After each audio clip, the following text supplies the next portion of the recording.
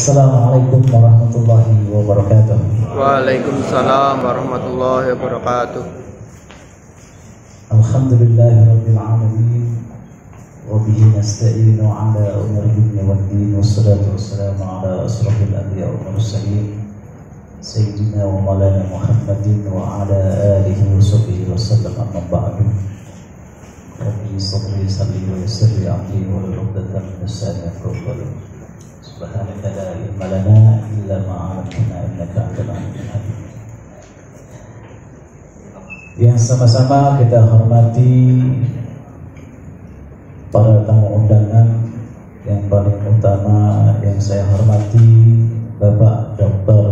Albin Salman, yang saya hormati Ketua DPD Solo Raya, serta para dinas, bapak-bapak dinas lainnya yang sudah memberikan waktu kepada kami, meskipun ini bukan jadwal bagian kami, Pak. Kebetulan kami sedang ada di Solo, akan menghadiri peringatan haul di Surakarta. Ya. Ada yang tahu saya dari sini, Pak, jadi saya culik di sini. Dan alhamdulillah kami bisa hadir di sini karena memberikan motivasi semangat daripada DPD Solo Raya yang begitu gencar memberikan edukasi ke masyarakat, sehingga bapak-bapak bisa hadir pada saat ini bertemu dengan kami yang jauh dari Jakarta, Pak. Pada kesempatan ini kami mengucapkan beribu-ribu terima kasih atas kehadiran bapak-bapak sekalian, para asatidz, para ustadz. Apa yang disampaikan oleh Dr.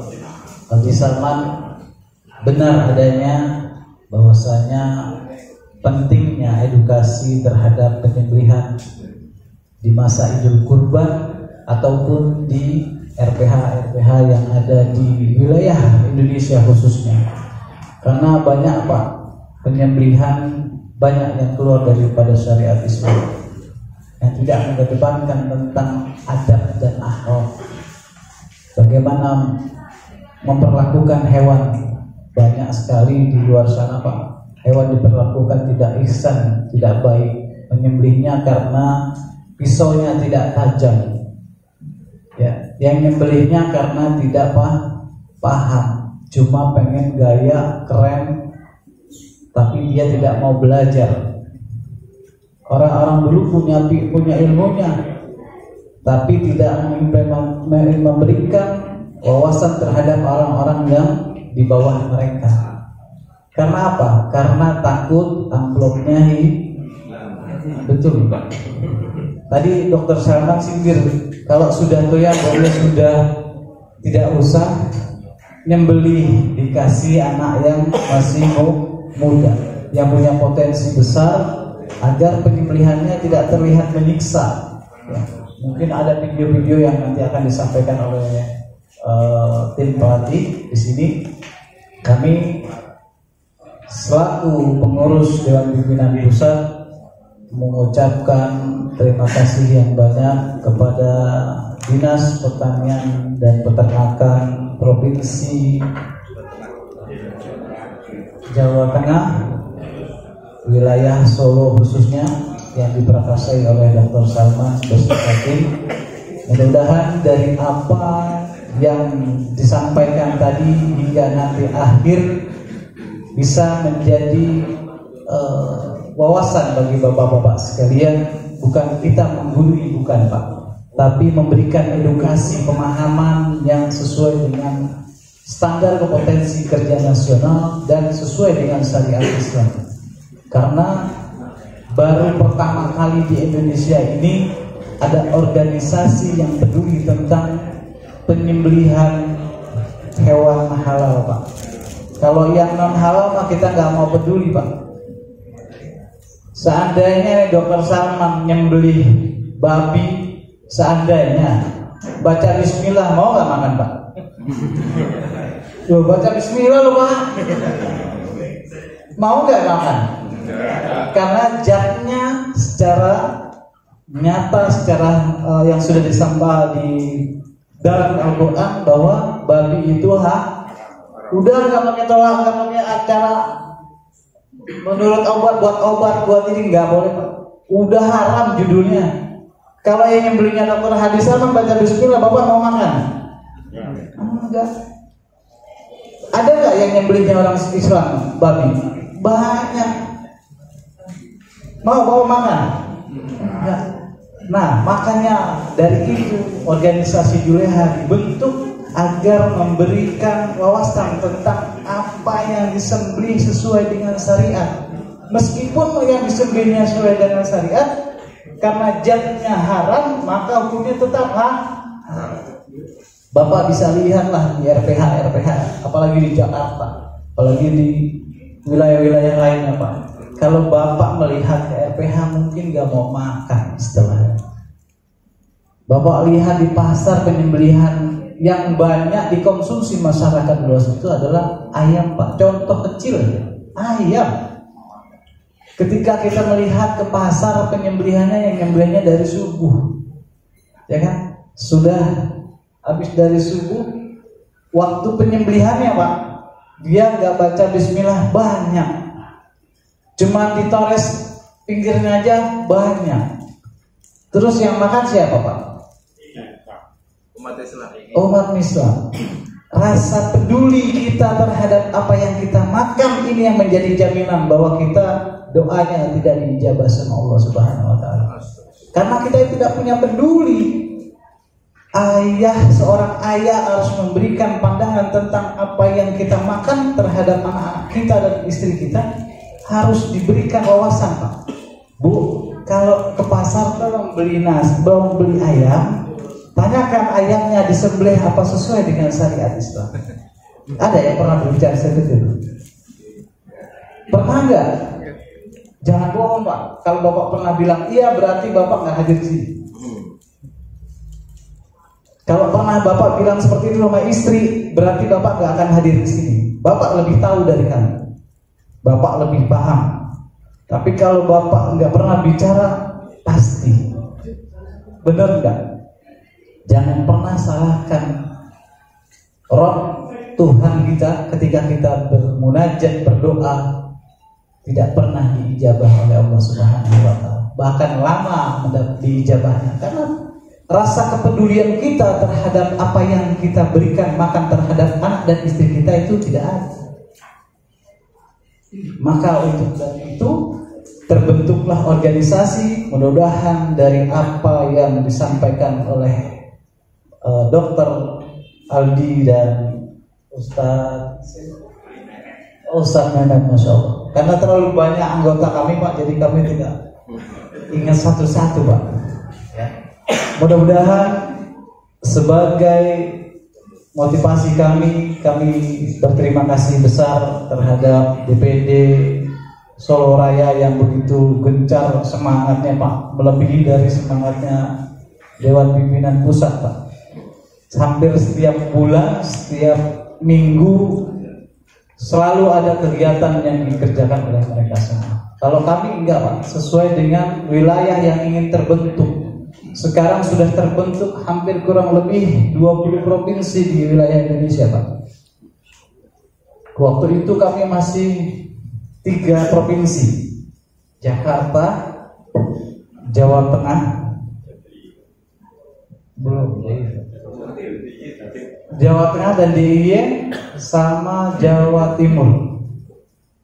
Baru terbentuk itu, kami ditinggal oleh pengurus, tinggal sendiri Pak. Setelah tertinggal oleh pengurus, kami angkat pengurus baru. Sampai saat ini terbentuk kurang lebih 22 provinsi. Alhamdulillah. Jadi amanah daripada Tuan Guru Ustadz Abdul Somad, sampaikan tentang penyembelihan ini hingga ke pelosok-pelosok negeri Indonesia. Kalau bukan kita siapa lagi Pak? Apalagi di Solo nih banyak isunya, banyak makanan-makanannya. Favorit ya? Apa tuh favorit? banyak mengandung B2.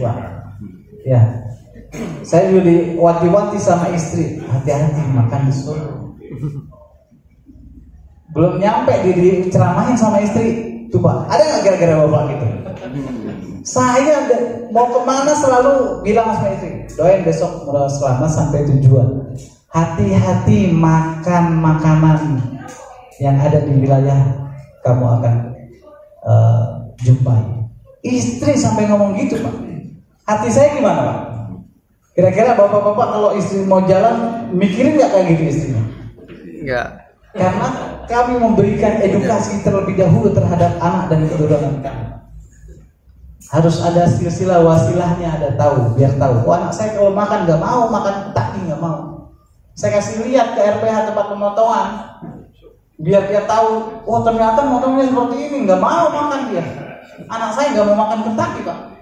Ayam, kecuali kita beli ayam hidup, kita potong baru dimakan. Makannya ikan kanan aja. Nggak mau makan Kentucky, nggak mau makan makanan racikan apa yang di pasar, yang di apa kalau yang di sekarang ini model-model yang harganya 13.000, harganya 15.000 sudah pakai saus, pakai nasi, sudah mau makan. Nanti ini, jadi itu saja yang saya sampaikan. Mudah-mudahan kehadiran Bapak ini mendapatkan ganjaran pahala dalam mensosialisasikan Pak terhadap masyarakat betapa pentingnya tentang makanan yang kita beli atau makanan yang kita makan disembelihnya sesuai dengan syariat. Karena setetes apa yang kita makan tidak sesuai dengan syariat, maka akan bisa merusak jati diri kita Pak. Dari makan makanan yang haram, maka akan berpengaruh pada karakter manusia itu sendiri. Jadi harus diedukasikan kepada keluarga sendiri minimal, atau warga atau masyarakat luas yang ada di wilayah Solo khususnya.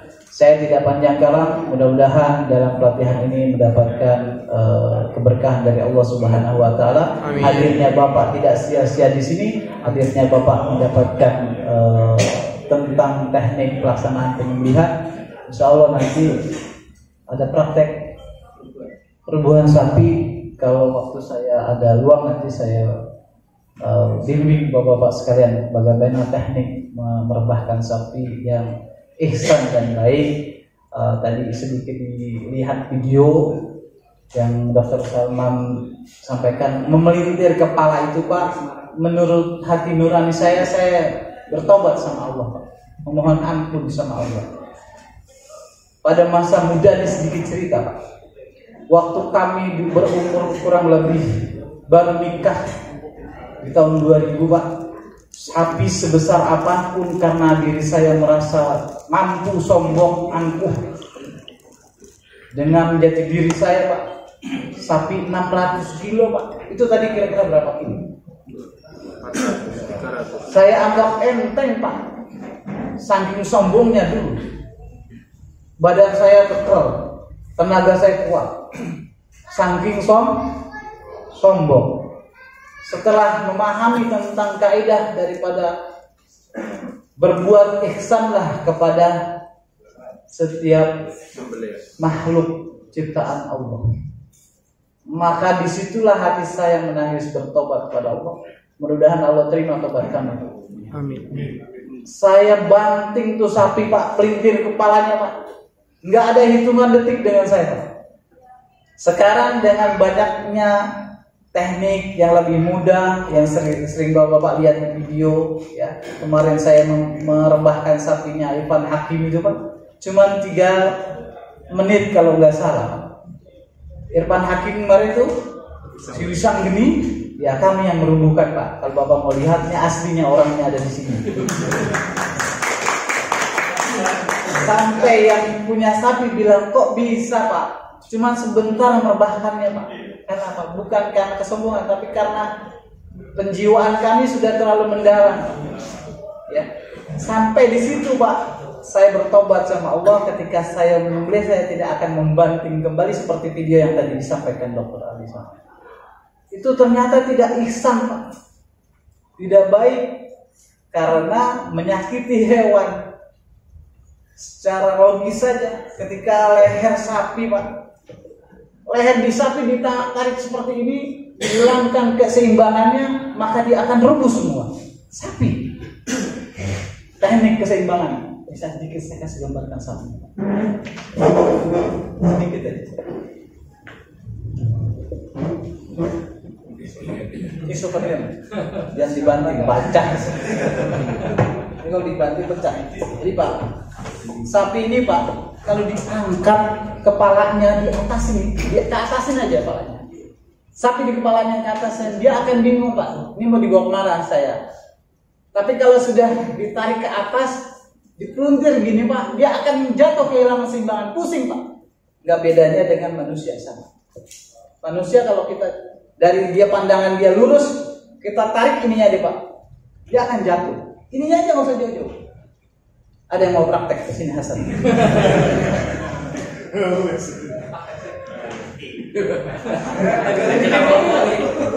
Duduk dirinya tenang. Banting nggak apa-apa,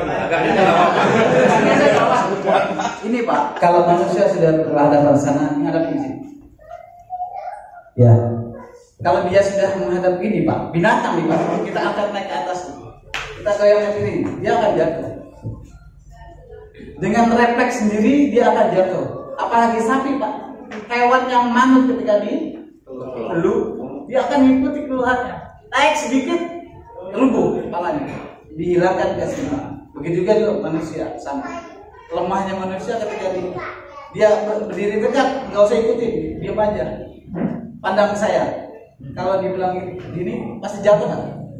Ngadep ke depan pasti jatuh nih Pak. Tapi kalau sapi diangkat gini, kepalanya di tengah ke sini, pasti akan jatuh. Keseimbangan dia pusing, gitu Pak. Contohnya, ya. Tadi mohon maaf yang disampaikan dokter sapi di puntir itu saya sudah lakukan tahun 2000 Pak. Ya. Wah pokoknya sehari bisa 30 ekor Pak. Target saya mulai jam 8 sampai jam 10 itu udah 30 ekor saya banting semuanya sapi. Saya potong, nggak pakai teman, nggak pakai. Saking sombongnya, songkaknya dulu. Tapi mudah-mudahan Allah ampuni dosa-dosa saya. Karena khawatir Pak, hati saya Pak. Ketika sapi ini di hadapan Allah nanti meminta saksi bahwa waktu kami disembelihnya, ya Rabb, waktu kami disembelih, ya Rabb, waktu kami direbahkan, ya Rabb, waktu kami diikat ternyata kami disiksa terlebih dahulu. Kami tidak ridho, kami tidak ikhlas. Kalau sapi berhadapan dengan Tuhan, mengadu apa yang dilakukan oleh manusia, maka akan berdampak pada manusia itu sendiri. Betul apa enggak? Segala sesuatu yang kita perbuat, maka akan diminta pertanggungjawabannya. Ngeri nggak kira-kira? Masih mau jadi tukang potong? Ini pengalaman saya pribadi Pak ya. Ini sebagai gambaran ya. Jadi semenjak itu baru kita belajar tentang semakin banyak pelajaran, semakin banyak pengetahuan, kita akan tahu ternyata menyembelih sapi seperti ini. Ternyata pisau yang harus dipakai tidak mesti mahal sampai 7 juta tadi dok ya. 7 juta, walaupun pisau saya sampai 6 juta. Ini minggir saya sebenarnya dok. Walaupun pisau saya 6 juta ya. Itu sebagai gambaran aja Pak. Tidak perlu mahal, yang penting tajam dan sesuai dengan spesifikasinya. Karena ada juga Pak yang sudah dikasih tahu pandangan seperti itu masih pakai karter lagi yang belinya. Kira-kira tegel nggak makannya Pak? Sesuaikan dengan peruntukannya. Ya karter untuk membelah kertas, memotong bukan untuk menyembelih ayam ataupun kambing. Itu salah persepsinya. Apa yang disampaikan dokter betul. Ternyata menyembelih pisaunya yang tajam, yang sesuai dengan spesifikasi untuk menyembelih. Itu aja Pak ya. Saya tidak panjang-panjang, nanti nggak kebagian kalau ini. Karena waktunya kami hanya sebagai sambutan, tapi ini sebagai wawasan aja Pak.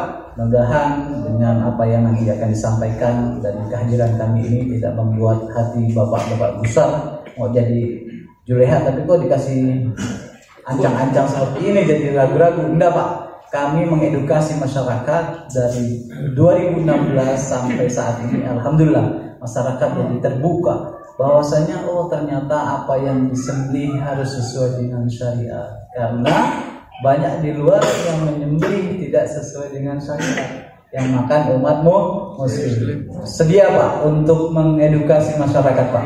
Insyaallah.